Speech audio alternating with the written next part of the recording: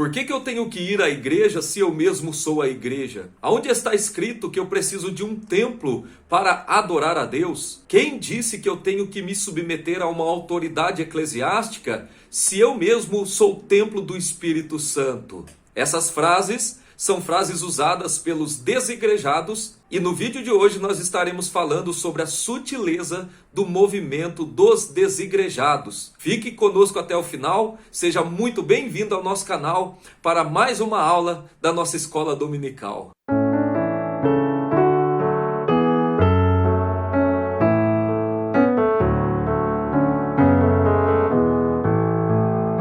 Queridos amigos e irmãos, que a graça e a paz do Senhor Jesus Cristo seja sobre a vida de todos vocês. É com muito prazer que estamos aqui mais uma vez juntos para estudar a palavra de Deus, a viva, a poderosa, a eficaz, que produz transformação, que produz vida, que produz edificação sobre cada um de nós. Eu gostaria de já pedir para você participar comigo desta aula.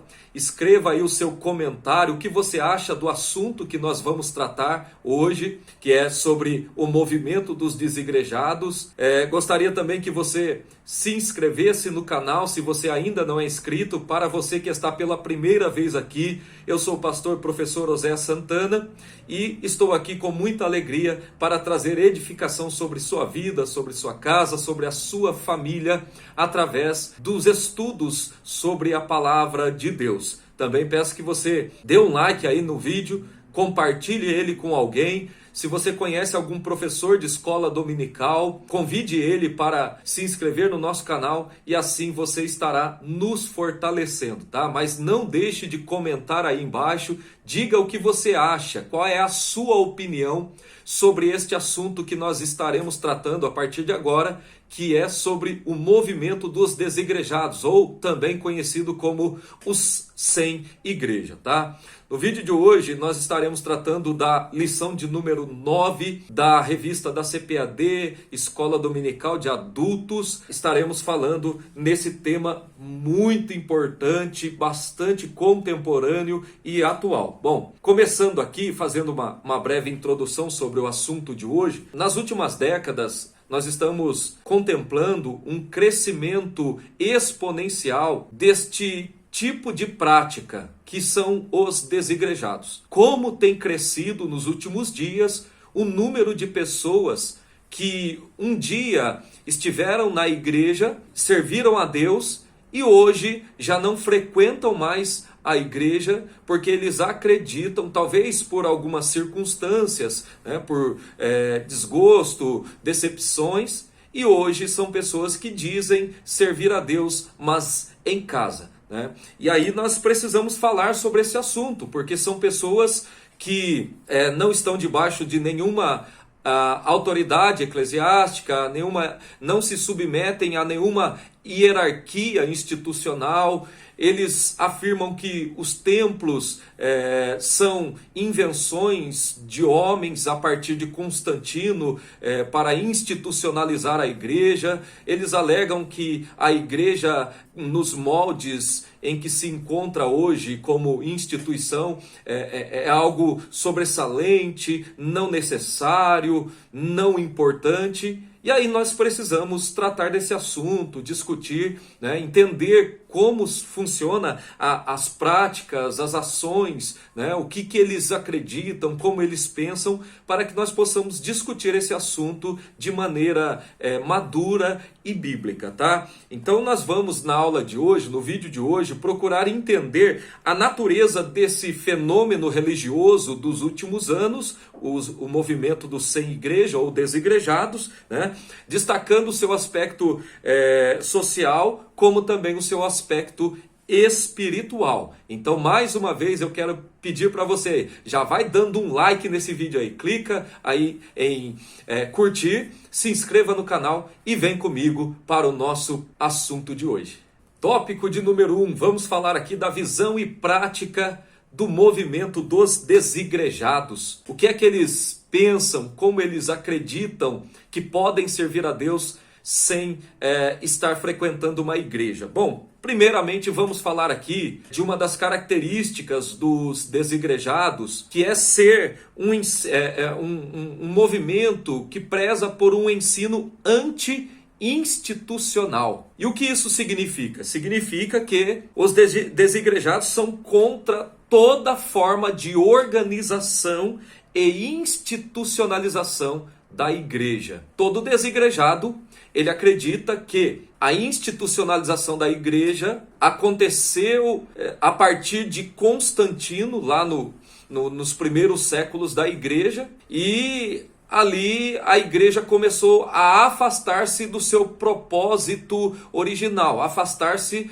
das suas raízes, porque alegam eles que na igreja primitiva os cristãos não utilizavam-se de templos, não estavam organizados em torno de uma instituição religiosa. Os desigrejados alegam eles, que vivendo da forma como eles vivem, sem pertencer a uma instituição religiosa, eles estão resgatando a prática original de ser igreja conforme a igreja primitiva. Mas será que isso é verdade? Quando olhamos para as Escrituras Sagradas, principalmente o livro de Atos dos Apóstolos, e lemos este livro que narra lá o início, o nascimento da igreja no Novo Testamento, nós vamos perceber que há todo um contexto histórico, um contexto cultural, um contexto político por trás da prática dos crentes da igreja primitiva.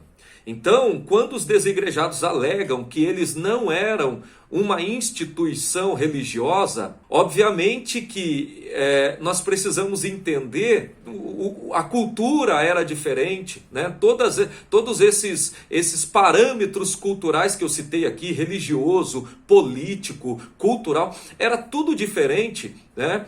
E obviamente que por causa do contexto político do Império Romano, na época, eles não tinham condições, não podiam construir templos como construímos hoje para eles congregarem. Então, o fato de os crentes da igreja primitiva, não se reunirem nos templos, mas sim nos lares dos irmãos, isso não significa dizer que a Bíblia está proibindo, né, as instituições religiosas de construir os seus templos. Não há nada de mais nisso. Aliás, pelo contrário, eu não tenho dúvidas de que é da vontade de Deus de que o povo de Deus se reúna no mesmo lugar para a adoração coletiva ao Senhor. Isso sempre, nas Escrituras Sagradas, você vai perceber que isso sempre foi agradável a Deus quando o povo de Deus se reúne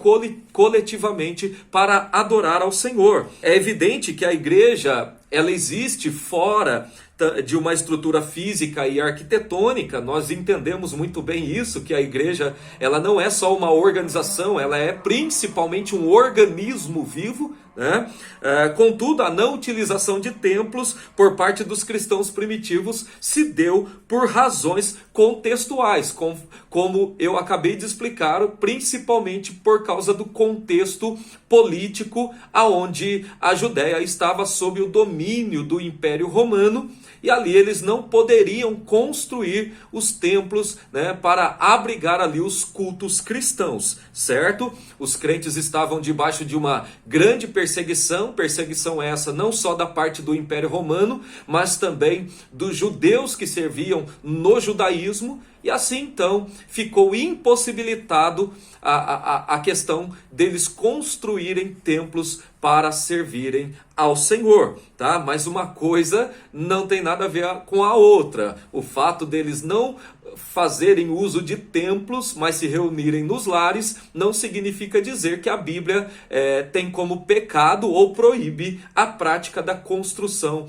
de templos para a adoração ao Senhor. Uma segunda coisa que nós podemos observar aqui sobre o movimento dos desigrejados é o fato de eles também serem anticlerical. O que é isso? Eles são contra todo e qualquer sistema de governo da igreja. Clerical vem de clero, que traz a ideia de lideranças religiosas, né, de posições eclesiásticas, de funções eclesiásticas de liderança na igreja. Então os desigrejados, ou os sem igreja, né, como chamamos também, eles são contra, por exemplo, a instituição de lideranças como presbitério, como diaconato, né, como o bispado, os bispos, pastores e outras coisas mais. Coisas estas que nós sabemos que a palavra de Deus traz a informação até a nós de que essas funções são funções eclesiásticas que o próprio Jesus deu à igreja do Senhor, né? São ministérios, são dons ministeriais que o Senhor trouxe para a igreja, para a edificação coletiva da igreja. Então, mais uma vez aqui, nós vemos que há um equívoco da parte dos sem igreja ou dos desigrejados em acreditar que eles não devem satisfação a ninguém, a não ser somente a Deus. E isso é um equívoco porque, uma vez que foi o próprio Senhor Jesus quem instituiu na igreja, né, apóstolos, profetas, pastores e mestres, evangelistas, e por aí vai, e outras funções mais que nós temos na igreja. Então, pelo fato de o próprio Jesus dar esses dons ministeriais à igreja, isso significa dizer que os desigrejados estão equivocados, e quando eles têm um comportamento deste, de não se submeter, de insubmissão a autoridades eclesiásticas, eles estão, na verdade, revelando que eles não gostam de estar debaixo de liderança nenhuma. Nós vemos aqui dois equívocos dos desigrejados para entender a forma que eles veem, a forma que eles creem o ser cristão. Eles são anti-institucionalistas e são anticlericais. Eles não concordam com a construção dos templos, né, com a institucionalização da igreja, e eles também não concordam com a posição de ministérios eclesiásticos, de dons ministeriais, conforme a palavra de Deus ensina que Jesus deu à igreja, tá? Então, nesse primeiro ponto, nós aprendemos que o movimento dos desigrejados é anti-institucional e anticlerical, ou seja, rejeita qualquer grau ou organização de liderança. Tópico de número 2, a natureza da igreja neotestamentária, ou a natureza da igreja do Novo Testamento. Mas deixa eu perguntar, o que você está achando desse assunto? Comente aí embaixo, traga o seu comentário, o que você acha sobre isso, tá? E eu gostaria de ler o que você pensa sobre o assunto, tá? Vamos para o tópico de número 2, e nesse tópico nós vamos procurar entender a natureza da igreja dentro dos moldes bíblicos a partir do Novo Testamento, né? Primeiramente, nós, quando estudamos sobre eclesiologia ou a doutrina da igreja, nós vamos aprender que a igreja ela possui duas naturezas. Ela é tanto um organismo vivo quanto uma organização. Então vamos falar primeiramente da igreja como organismo.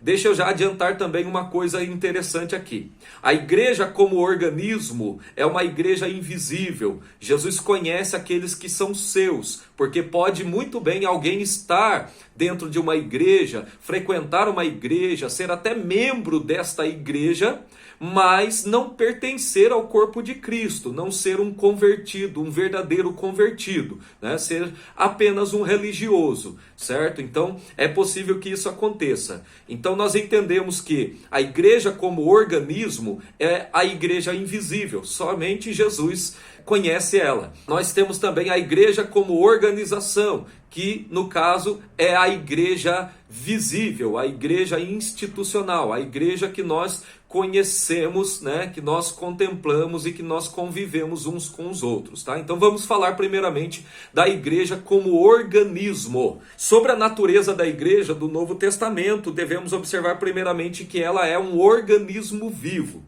E por que nós chegamos à conclusão que a igreja é um organismo? Se você ler principalmente as cartas do apóstolo Paulo, ou o Novo Testamento em si, você vai perceber que na linguagem dos escritores bíblicos, a igreja é como um corpo, né? O apóstolo Paulo, por exemplo, usa várias metáforas para falar sobre a igreja, para, né, identificar a igreja, seus propósitos, suas características.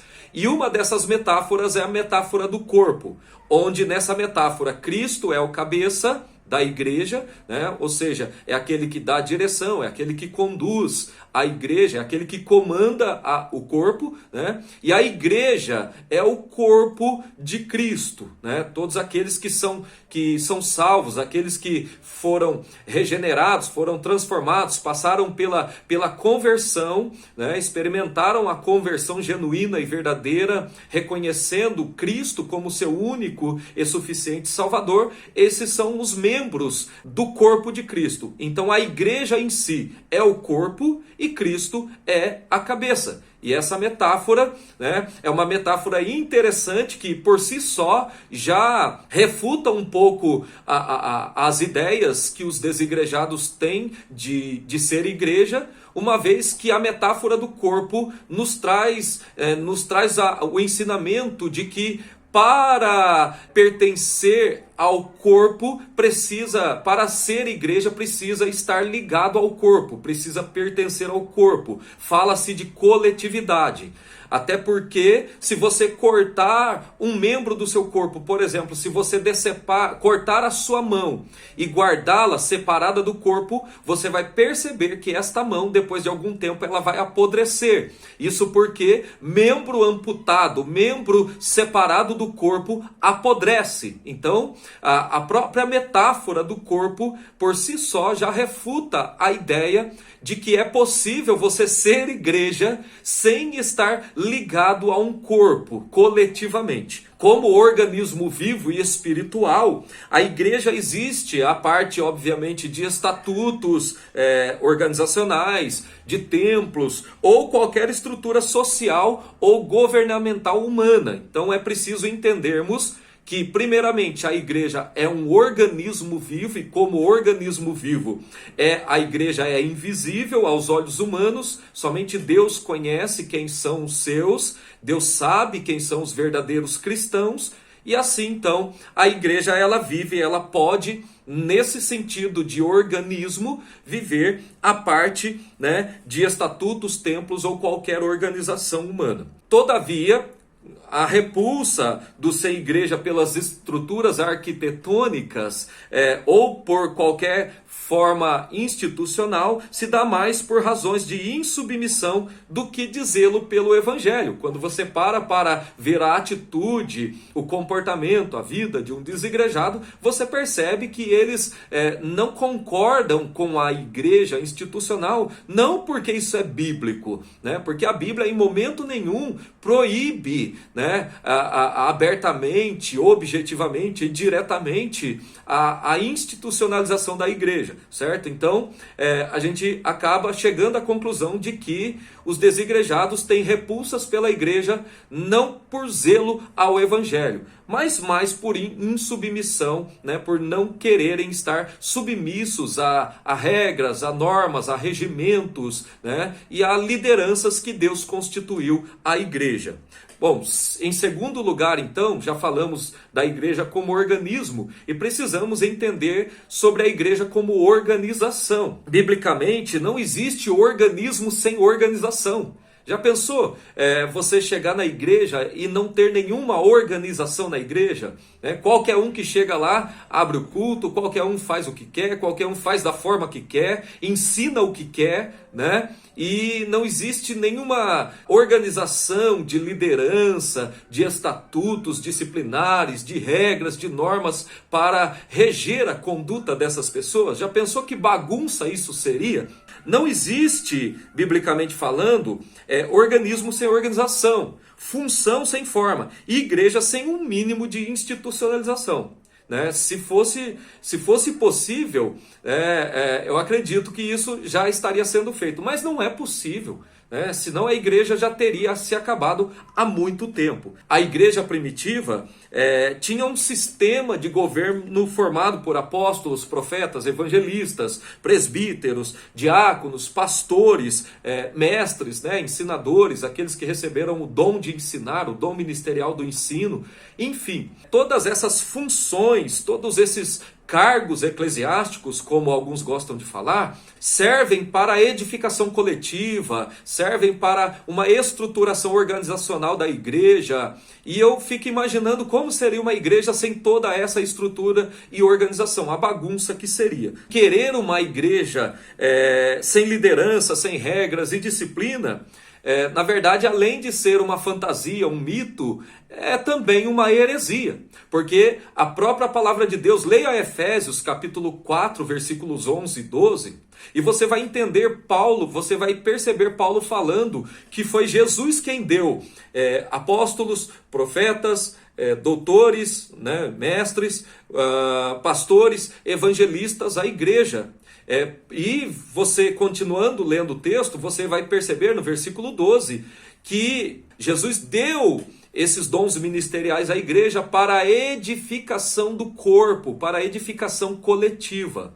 E eu pergunto, em qual momento que um desigrejado ele tem essa oportunidade de ser edificado como igreja sem estar participando ativamente ali de cultos institucionais, onde Jesus levanta pessoas com esses dons ministeriais para trazer edificação ao corpo. Então, é um grande mito, é uma lenda, é uma heresia, na verdade, né? Acreditar que é possível viver como igreja, a igreja sobreviver sem uma institucionalização ou sem uma organização, tá? Então, a igreja do Novo Testamento, ela é um organismo vivo, bem como uma organização. E vamos para o terceiro e último tópico da nossa aula de hoje. E vamos falar agora da importância e a necessidade da igreja, né? Uma vez que o movimento dos desigrejados tentam mostrar que a igreja não tem sua importância, não tem seu valor e não tem base bíblica, nós vamos aqui mostrar o contrário, mostrar a importância e a necessidade da igreja, tá? Primeiramente, falando da igreja como a família de Deus. A igreja, ela é uma família e por isso que os cristãos chamam uns aos outros de irmãos, né?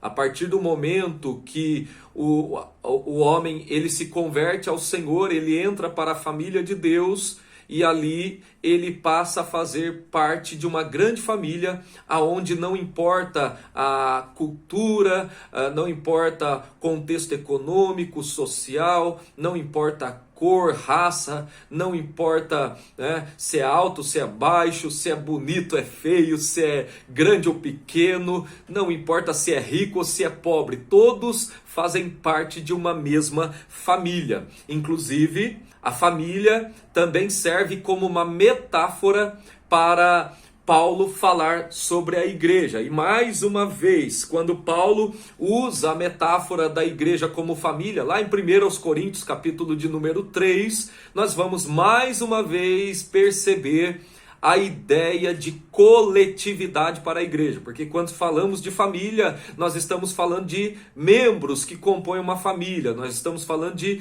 mais de uma pessoa, nós estamos falando de coletividade e de convivência, né, fraternal mútua. Então, mais uma vez aqui, nós temos uma metáfora, uma linguagem metafórica utilizada pelo apóstolo Paulo para mostrar que a igreja, ela convive em família, ela convive em coletividade, tá? E nesta metáfora da família da igreja como a família, nós temos Cristo como, né, o cabeça de toda essa família, como se fosse o pai dessa família, aquele que tem autoridade sobre a família, é a figura da autoridade paterna dentro dessa família. É impossível ser igreja sem sermos antes uma família. Por falar em metáfora de coletividade, É interessante você, quando ler as Escrituras, principalmente as cartas de Paulo aos primeiros Coríntios, você vai perceber que Paulo, por exemplo, Paulo usa a metáfora do corpo para se referir à igreja, coletividade, né? Porque membro não vive separado do corpo, senão apodrece. Paulo usa a metáfora do templo, do edifício, né?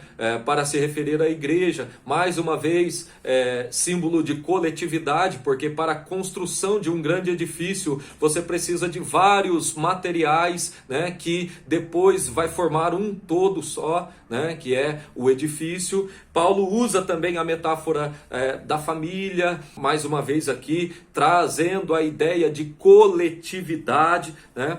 E é interessante também quando Paulo fala que nós somos o templo do Espírito Santo, Paulo nunca fala no singular, como os desigrejados às vezes batem no peito e falam, a igreja sou eu. Na verdade isso é um mito, isso é uma mentira. Porque quando Paulo fala, vocês, a igreja, são o templo do Espírito, Paulo sempre vai falar no plural, vós sois o templo do Espírito, não sabeis vós que o Espírito de Deus habita em vós? É sempre vós, é sempre coletividade, não existe igreja individualista, não existe igreja na individualidade, pelo amor de Deus, entenda isso, igreja fala de coletividade. Nós não podemos ser igreja sem sermos antes uma família. Nesse aspecto, a igreja deve discipular seus membros a fomentar a comunhão uns com os outros. Então, igreja é lugar de comunhão, igreja é lugar de amor, igreja é lugar de fraternidade, igreja é lugar de respeito mútuo, igreja é lugar de uns ajudando o outro. Obviamente que você deve estar se perguntando, poxa, mas na igreja aonde eu congreguei ou aonde eu congrego, não era assim, era um ambiente hostil, era um ambiente, né, cheio de problemas, cheio de divisões. E quem disse que a igreja está livre destas coisas? É interessante quando você lê, por exemplo, a primeira carta de Paulo aos Coríntios, você vai ver Paulo corrigindo problemas éticos e morais, comportamentais na igreja de Corinto. O apóstolo Paulo chama eles até mesmo de carnais, né? Vós sois carnais e não espirituais e coisas assim. Mas Paulo não deixa de chamar eles de santos, de irmãos, não deixa de tratar eles como igreja, entendeu? Então, o fato de a igreja onde você congregou, aonde você frequentou, aonde você ainda congrega, ter problemas, né, entre pessoas, como qualquer família tem os seus problemas, a não ser que a sua família seja extremamente perfeita. O fato é que isso não é demérito, não tira o mérito de a igreja ser um lugar de coletividade, um lugar de amor, um lugar de carinho, um lugar de respeito, um lugar de um ajudar o outro. Uma coisa não anula a outra, né? O fato é que a igreja é composta de pessoas imperfeitas que precisam ali conviver juntas dentro de um mesmo espaço, numa mesma organização, e esses problemas vêm, mas o Espírito de Deus dá graça para que nós vamos vencendo, superando essas adversidades, essas diferenças que nós temos entre uns e outros. Se você ler o Novo Testamento, você vai ver vários atritos no Novo Testamento entre pessoas. O apóstolo Paulo, por exemplo, escrevendo para que duas irmãs se consertassem o mais rápido possível, né? Vivessem em paz, em comunhão uma com a outra. O próprio Paulo e Barnabé tiveram uma contenda lá, numa das decisões de uma de suas viagens missionárias, né? Pedro foi repreendido por Paulo duramente na frente de todos. Então isso acontece porque nós somos humanos e enquanto estamos aqui nós estamos sujeitos a erros, a falhas, até que nós experimentemos a transformação, a glorificação que há de acontecer no grande dia do arrebatamento da igreja do Senhor, tá? Então, enquanto isso, nós vamos caminhando, nós vamos buscando melhorar a cada dia, buscando pedir ao Espírito de Deus para nos fazer pessoas melhores a cada dia, tá bom? No segundo ponto aqui, para terminar, a igreja como testemunha da salvação. Deus criou a igreja para alguns propósitos. O primeiro, entendo eu, que é para o propósito da adoração. A igreja tem como propósito fundamental adorar a Deus. É para isso que nós fomos criados e é para isso que nós fomos resgatados pelo sangue de Jesus derramado na cruz do Calvário. Mas nós temos aqui também um outro propósito, que é a missão da igreja. A igreja ela foi edificada, ela foi constituída por Cristo para servir de testemunha da salvação. Quando você que compõe o corpo de Cristo, quando você que é membro deste grande corpo da igreja, você dá um bom testemunho, ou você deixa-se usar por Deus, você torna a ser uma testemunha daquilo que Deus pode fazer na vida dos outros que estão perdidos, dos outros que ainda são ímpios e pecadores e que não reconheceram Jesus como seu Salvador. Se Cristo tivesse o propósito de formar uma igreja e já levá-la para o céu, o arrebatamento já teria acontecido no primeiro século da igreja. Mas não, até hoje se passaram quase 2000 anos e a igreja ainda está na terra porque ela ainda tem uma missão, ela ainda tem um propósito. E como testemunhar de Cristo, como ganhar almas para o reino de Deus sem frequentar uma igreja? Eu não consigo imaginar um desigrejado que não está sujeito a nada, que não tem uma vida regular de adoração a Deus, de cristianismo, de prática, de evangelização, de nada, né? Como é que ele pode contribuir para o reino, ganhando almas para o reino, tá? Se você sabe, conhece alguém que contribui para o reino de Deus, mesmo sendo um desigrejado, por favor, comente aqui, me dê um exemplo para eu conhecer, para eu saber como que isso funciona. Mas até hoje, até então, eu não consigo imaginar isso acontecendo, certo? Então a razão de a igreja existir, além do fato de promover adoração, companheirismo e integração, está na sua missão de pregar a salvação para os pecadores. Amém, irmãos? Então, ficamos aqui, vamos terminando por aqui, mas antes eu quero pelo menos citar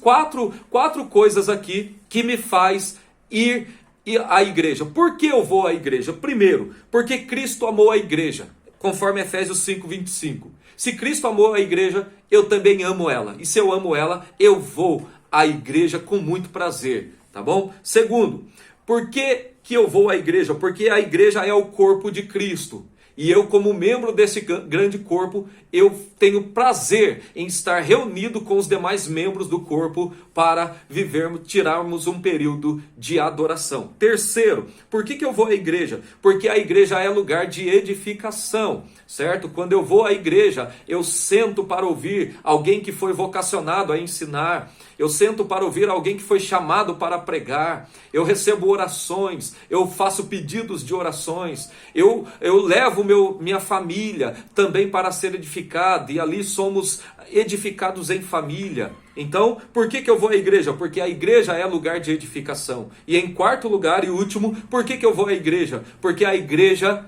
é a esperança para este mundo perdido. E eu vou lá para ser instrumento de Deus e para que esse mesmo Deus me envie ao mundo para pregar o evangelho, a sua palavra. Amém? Então, terminando por aqui, mais uma vez, se inscreva no canal, dá um like nesse vídeo aí e também escreva o seu comentário abaixo e eu gostaria de interagir com você. Amém? Deus te abençoe e até a próxima.